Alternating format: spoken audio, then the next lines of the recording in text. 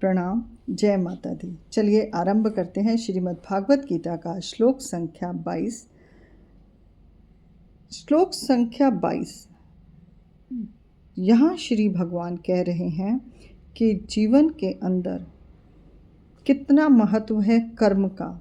कर्म के बिना ईश्वर भी नहीं रह सकते। उन्होंने कहा है कि मुझे सब कुछ प्राप्त है, फिर भी मुझे अब प्राप्त करने योग्य कुछ भी नहीं है, फिर भी मैं कर्म कर रहा हूँ। तो चलिए सुनते हैं श्लोक संख्या 22। ना मे पार्थ अस्तिति कर्तव्यम त्रिषु त्रिलोकेषु किंचनः ना व्याप्ता वयम वर्त एव चा कर्माणि। हे अर्जुन, मुझे तीनों लोकों में सब कुछ प्राप्त करना शेष नहीं, और ऐसा कुछ नहीं है जो मैंने ना पाया हो, फिर भी मैं निरंतर कर्म करता हूँ। भगवान स्वयं निष्काम कर्म का पालन करते हैं ताकि हम सब कर्म के मार्ग पर स्थिर रह सकें। निष्काम भाव से कर्म करना चाहिए क्योंकि यही जीवन और जगत का आधार है। श्लोक संख्या 23। यदि आहरम न वर्ततम ज अतु कर्म तत् इति इंद्रियेति मम वर्तुनेते मनुष्या पार्थ सर्वेशः। हे अर्जुन, यदि मैं सावधानी पूर्वक कर्म ना करूं तो सब मनुष्य मेरे मार्ग का अनुसरण छोड़ देंगे। जब ईश्वर भी कर्म का त्याग नहीं करते तो मनुष्य को भी कभी कर्म नहीं छोड़ना चाहिए।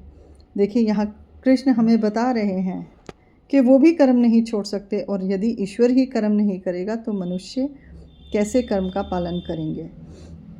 इसलिए कर्म करना ही धर्म है जो स्वयं आदर्श बनता है और यही समाज को दिशा दिखाता है। श्लोक संख्या 24। उत सिद्धि पुरा रेमे लोका ना कुर्याम कर्म देहम स संगस्य च कृत्वा सयाम्यु हपानि मिमाम च प्रजः। यदि मैं कर्म ना करूं तो सारे लोग नष्ट हो जाएंगे और समाज में अराजकता फैल जाएगी।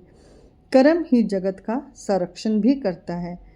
भगवान गीता में बताते हैं कि कर्म ना हो तो लोक की रक्षा नहीं हो सकती। कर्म जगत का शाश्वत नियम है।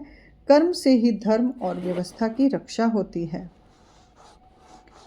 श्लोक संख्या 25।